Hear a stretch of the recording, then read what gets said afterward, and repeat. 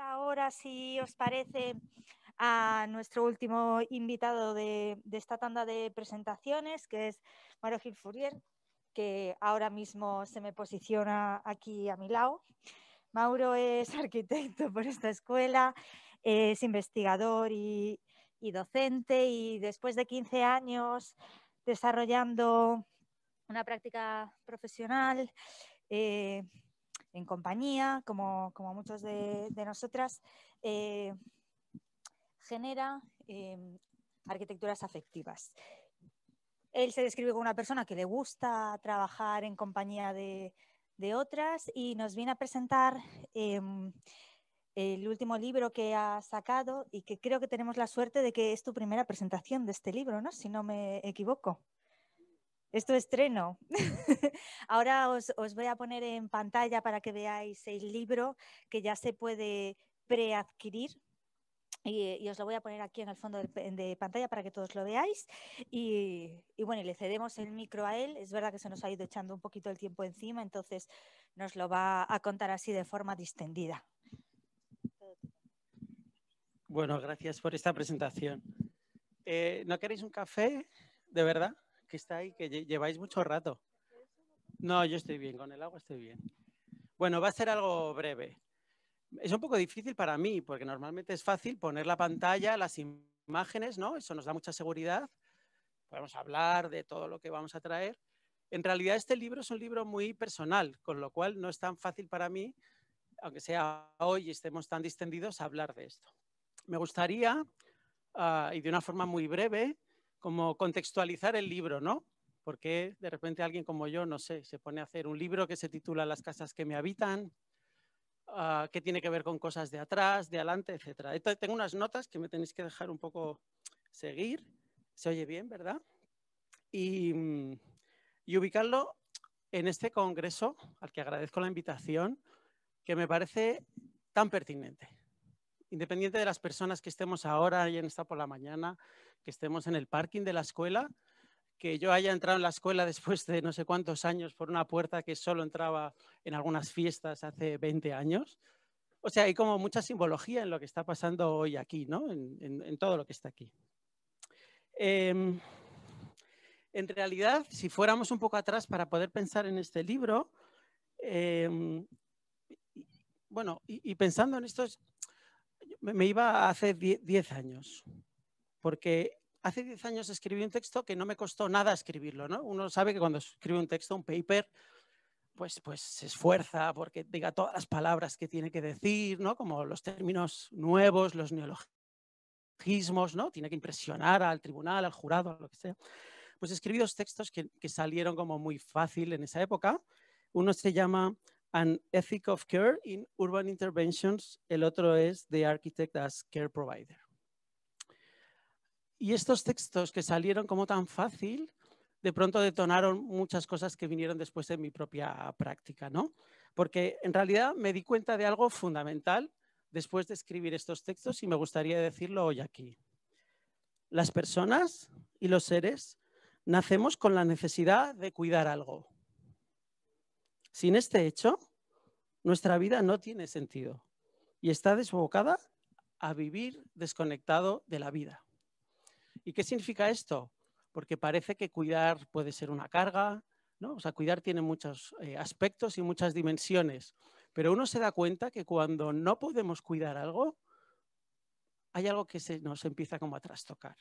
De hecho, la imposibilidad de cuidar creo que genera una forma de mirar la realidad contemporánea. Por ejemplo, voy a hacer unas definiciones. Un desahucio en realidad es la imposibilidad de cuidar una casa.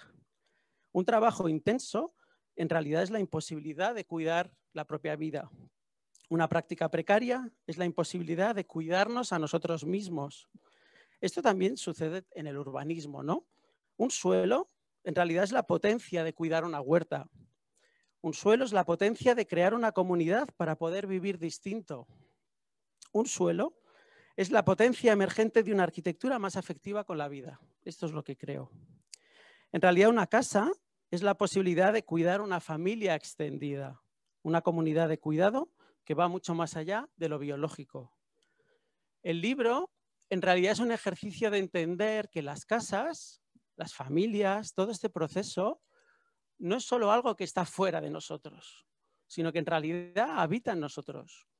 Si la única cosa que podemos habitar es nuestra práctica, no sé si estaríamos de acuerdo en esto,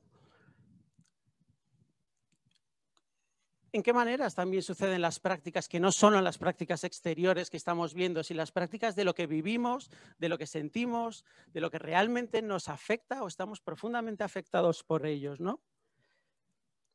La arquitectura en realidad juega este papel de la promesa muchas veces y es muy pernicioso cuando estamos hablando en estos términos, ¿no? Porque la arquitectura es la promesa de crear una comunidad, de cuidados o de otras cosas. Pero en realidad hoy siento que tenemos que defamiliarizar la realidad para observar este tipo de procesos, ¿no? Mirar a nuestra realidad con ojos mucho más ordinarios, donde podemos observarnos, escucharnos y cuidarnos. Lo habréis hablado esta mañana y estará en el debate de las cosas, ¿no?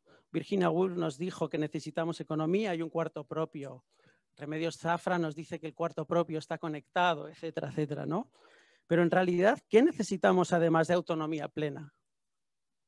O sea, ¿podemos ya vivir tranquilos con autonomía plena? ¿Podemos estar satisfechos? ¿Podemos sentirnos solas a gustos con autonomía plena? Yo creo que no. El libro habla de estas cuestiones que empiezo a contar ahora, ¿no? Yo creo que necesitamos algo que es bastante difícil y tiene que ver con la atención. Necesitamos autonomía plena, pero necesitamos atención propia. El mundo de hoy, las tecnologías, etcétera, está diseñado precisamente para no poder tener atención propia, ¿no? Esto quien sea especialista lo hablará, la economía de la atención, etcétera, pero así está diseñado. Con lo cual, ¿cómo diseñamos para poder tener atención propia? ¿Cómo ponemos la atención en nosotros mismos? El libro habla de estas cosas. ¿Cómo nos escuchamos a nosotros mismos?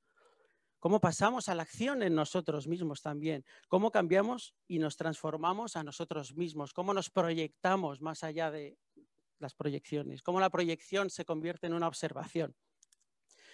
En realidad, supongo que también el Congreso, digamos, y en los textos, ¿no? Pues está todo esto. Sabemos que el cuerpo es el primero de los territorios, ¿no? Pero yo creo que hay incluso territorios previos al cuerpo e interaccionan con el cuerpo. El autocuidado es un primer paso, pero yo la pregunta que trae el libro en realidad es como, ¿desde dónde nos cuidamos? ¿Desde qué lugar ejercemos los cuidados? En realidad, si cuidar es sinónimo de conocerse y cuidar no puede suceder si no cuidamos en interacción con otro, quiero decir, ¿desde dónde cuidamos otra vez? ¿Qué exigimos a los demás cuando cuidamos? ¿Qué estamos exigiendo a nosotras mismas cuando cuidamos? ¿Desde dónde cuidamos? Desde la responsabilidad solamente, desde el cariño, desde el amor. Cuidamos de la exigencia de una vida que necesita cuidar a otro para ser más perfecta en mi propia vida. Cuidamos desde un lugar donde necesitamos ese reconocimiento por cuidar. ¿Desde dónde cuidamos? Yo creo que es muy difícil como cuidar en plenitud si no lo hacemos en un proceso donde ya nos podemos cuidar a nosotras, ¿no? Cuidar tiene que ver con conocerse y si hablamos del cuidado de nosotros tiene que ver con nuestro autoconocimiento también, ¿no? Y me parece que es un buen lugar.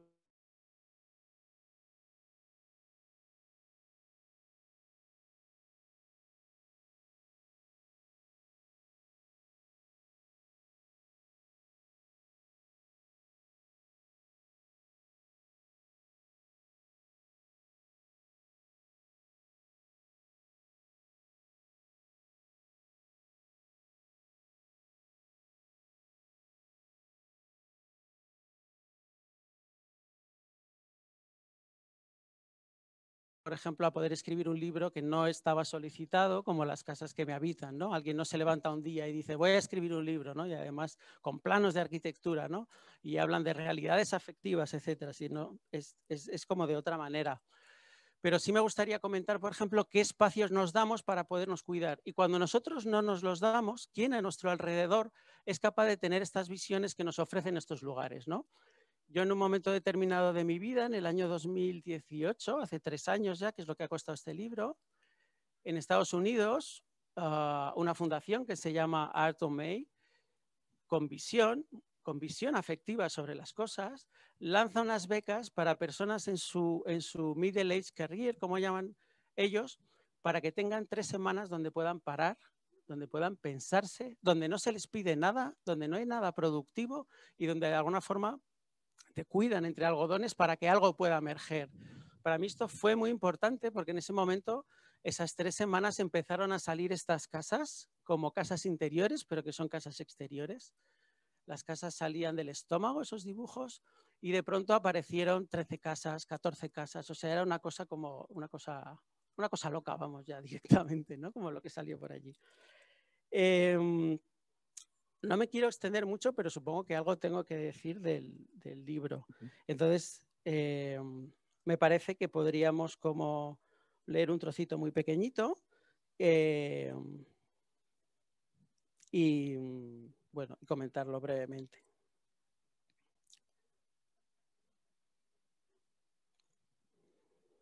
El libro está editado por Mincho Press, es una editora independiente, muy buena, hacen las cosas con mucho cariño.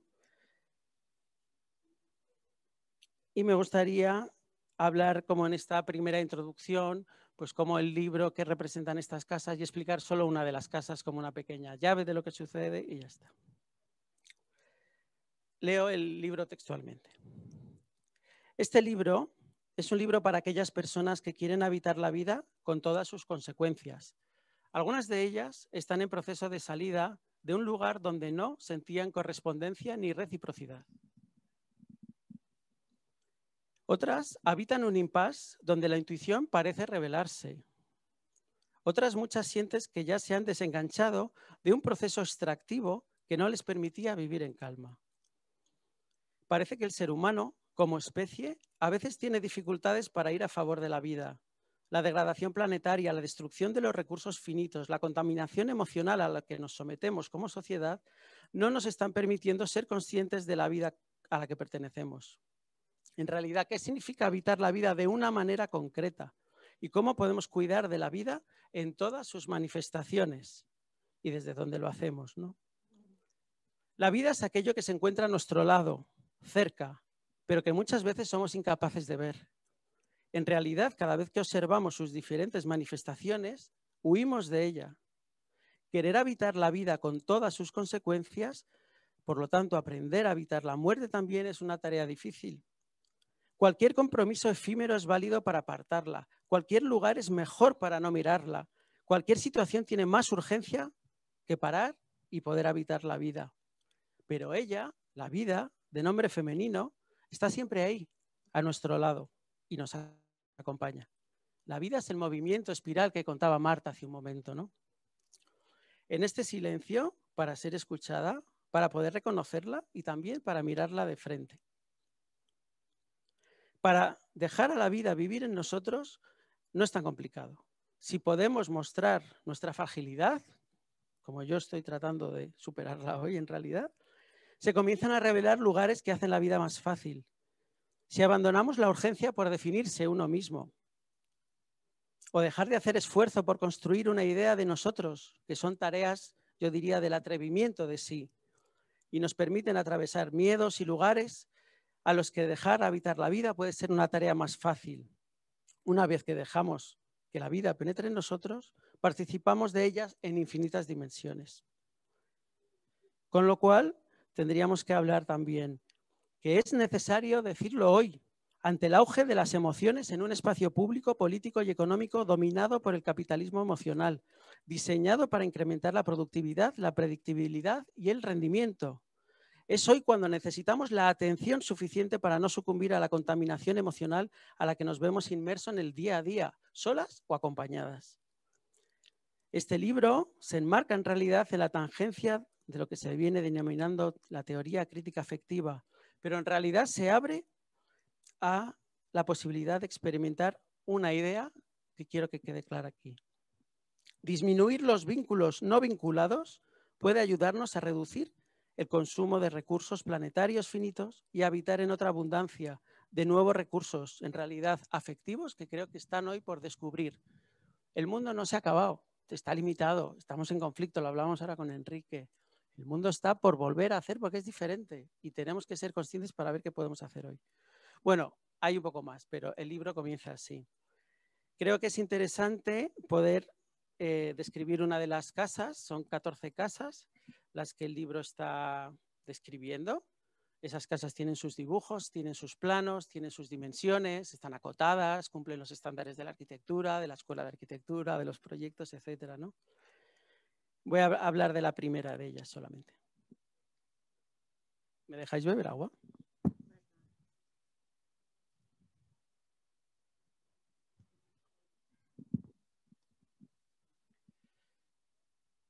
Vamos con ella. Las casas, la casa que abre el libro se llama así, es la casa de las preguntas y la casa de las certezas. La casa de las preguntas y las certezas es la historia de dos casas. Una historia que detonó todas las casas que se describen a continuación en este libro. La casa de las preguntas es un lugar del que es muy difícil a veces salir por uno mismo. Uno se siente atrapado en la casa de las preguntas, tratando de llegar cada día a la casa de las certezas, pero siempre se está en el mismo lugar, no nos movemos. Es como cuando te mueves en una cinta transportadora en dirección contraria. Uno camina y camina y camina, pero no logra avanzar. La casa de las preguntas es una casa donde solo habitan las preguntas y vivir en ella no es tarea nada fácil. ¿Cómo es la convivencia en una casa llena de preguntas? ¿Cómo se entienden las preguntas a ellas mismas? ¿Cómo se ponen de acuerdo las preguntas? La casa de las preguntas es un lugar de debate, de cuestionamiento, de posibilidades a veces inexistentes, de insatisfacción permanente. Para ellas, cualquier tema, cualquier asunto, cualquier solución equivale a una nueva pregunta. La casa de las preguntas solo genera nuevas preguntas. Y por eso no se puede salir de la pregunta constante, pues esta no deja de crecer y crecer. Se desarrolla y se multiplica y nunca explota. Una pregunta grande se come a otra pequeña. No se puede salir de la casa por ninguna puerta porque no hay ventanas por donde escapar, porque no las tiene. Cada pregunta es una membrana, un límite, una burbuja. La casa de las preguntas en realidad es una espuma. Una casa de burbujas pregunta, donde cada pregunta ocupa un habitáculo propio. Y a más pensamiento, más preguntas. El volumen que alcanza esta burbuja es ilimitado. En realidad, unas preguntas se pelean por ese espacio limitado, por estar en contacto, por no sentirse solas. Las preguntas tampoco quieren sentirse solas. Pero las preguntas no acompañan, no dialogan, son egoístas, quieren una respuesta solo para ellas. Cada una quiere la suya. Habitar la casa de las preguntas es habitar un lugar esquizofrénico, un lugar donde no hay puerta de salida, ni siquiera hay una salida de emergencia obligatoria en nuestra ley. La burbuja en su transparencia se hace inaccesible. Allí se reproduce la pregunta formando esta domesticidad espumosa. Por otro lado, ¿cómo es habitar la casa de las certezas? ¿Cómo es la convivencia allí? ¿Acaso saben siquiera que hay además preguntas que sobran? Porque no dejan encontrar tampoco la pregunta importante. Y cada persona tiene la suya. Una sola pregunta no conforma por sí misma la casa de las preguntas, pues es tan solo una pregunta. Tratar de eliminar algo de ruido, poder sintonizar un poco más fino, aprender a encontrar esa vibración que cada uno tenemos, son caminos que permiten acercarnos a la pregunta más difícil, la que nos resistimos a mirar de frente a menudo y en realidad esa pregunta es capaz de cambiarnos la vida. Termino ya. Muchas personas no quieren salir de la casa donde habitan las preguntas. Algunas otras se han instalado en la casa donde habitan las respuestas. Pero como hemos dicho antes, ningún cuerpo habita en realidad ninguna de las casas. Ni estas dos, ni en las casas que podemos presentar a continuación en este libro. No son casas donde habitan cuerpos, sino casas que se encarnan en cuerpos. Sin cuerpo no hay casa y sin casa no hay cuerpo. Estas casas no tienen ni interior ni exterior porque son tan solo una mediación. Se expresa como una traducción esta mediación, una traducción material de las realidades afectivas más intensas. En la transición de la casa de las preguntas hacia la casa de las certezas aparecieron muchas más casas. Algunas para salir muy rápido de ellas, otras para transformarlas y ser transformado con ellas, y algunas pocas, muy pocas, para pasar en ellas un buen rato. Bueno, os invito, dice aquí también, a recorrer las casas que he encontrado en este camino y lo que estas casas me han mostrado. Este libro va de esto que os estoy comentando. Está imprimiéndose ya esta semana. Está a punto de salir. Hemos hecho una preventa y bueno, yo creo que os puede gustar mucho. Para los arquitectos tiene planos muy bonitos y dibujos muy bonitos, pero creo que nos dice también muchas más cosas. Así que no quiero extenderme, quiero dar las gracias. Haremos distinto tipo de presentaciones, supongo, para entender esto. Y en realidad algo que yo mismo voy entendiendo según lo voy haciendo. Hablábamos antes también, ¿no? Hay un momento que parece que la vida como está acotada, ¿no? Incluso para la gente que hemos hecho tesis doctorales, ¿no? Nos hemos esforzado tanto, ¿no? Y llega un momento, una tesis doctoral no es más que un puntito en un círculo muy grande, ¿no? Entonces uno termina y es como, bueno, ¿y ahora qué hacemos, no? ¿Que hago más tesis doctorales? Pues de repente ahí hay un límite que en el momento que podemos dar un paso más, que sabemos que es insospechado, pues aparece un mundo súper diverso, diferente y desde luego no acabado, sino al revés, como infinito. Y creo que este libro nos impulsa, o así lo ha hecho conmigo, a llegar a ese sitio y a dar pasos como en direcciones insospechadas en realidad. Así que gracias en este Congreso de Cuidados y de Solas por este pequeño espacio y bueno, espero que podáis disfrutarlo todos porque es un libro, es un objeto hecho con muchísimo cariño y creo que es muy bonito. Gracias.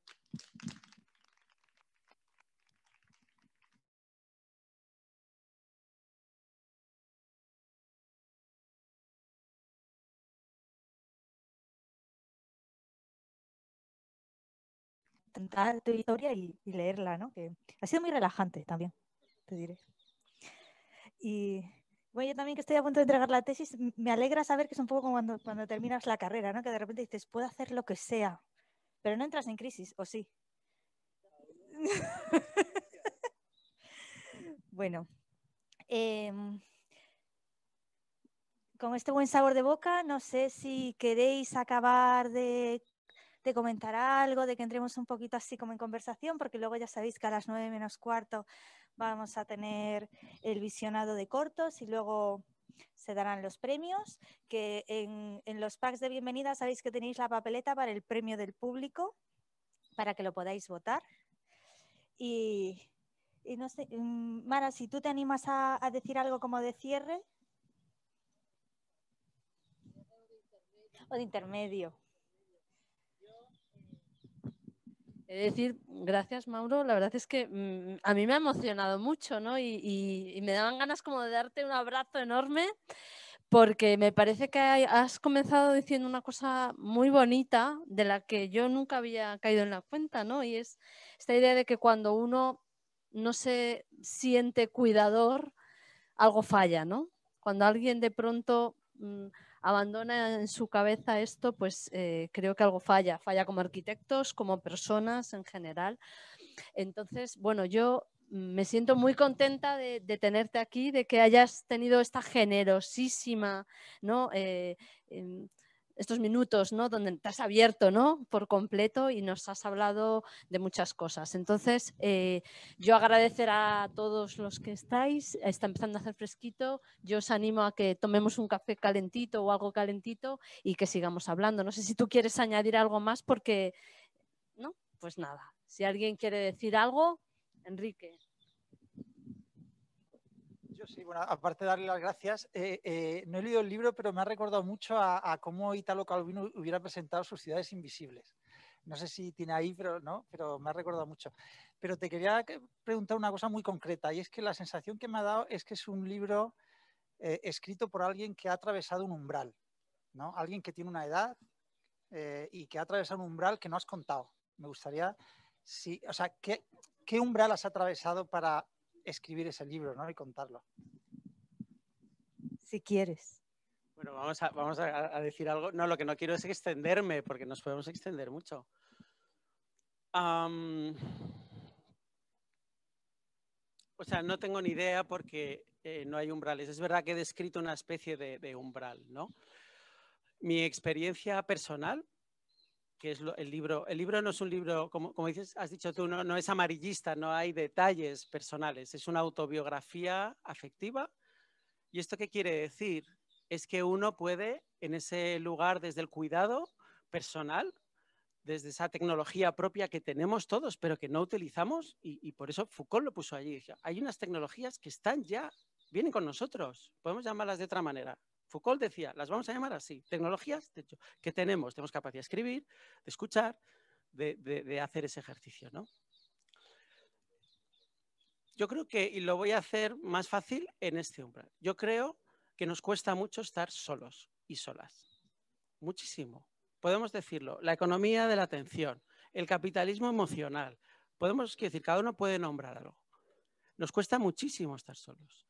Entonces, el libro narra en realidad mi propio proceso de descubrimiento, creo que ese es el umbral, para estar solo, para estar tranquilo, para estando solo y tranquilo, aprender procesos nuevos de estar en realidad como en el mundo, que en realidad no son nuevos, son súper viejos también.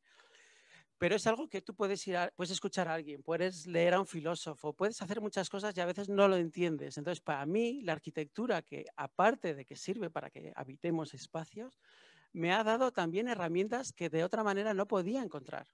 Entonces, dibujando una casa a la que llamamos la casa de la ansiedad, que tiene unos muros de 35 centímetros, que los cortas y son blancos, porque el blanco es el color que tiene la ansiedad de ser todos los colores, donde los muebles no pueden estar porque tienen tanta ansiedad que no pueden situarse en la casa.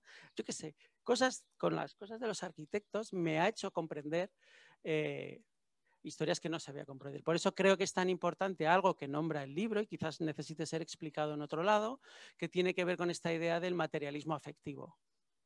Lo decíamos antes, ¿no? Todo se encarna en lo material. Vayamos a lo material para poder explicar y ver otras cosas, pero no hace falta crear mundos como imaginarios, difíciles, oscuros de explicar cosas. Vamos a ver lo que tenemos, pero tenemos que escuchar con mucha atención. Y nadie nos ha enseñado a diseñar la escucha propia, que es lo que decía un poco al principio, con lo cual desde ahí podemos realizar otras, ¿no? No sé.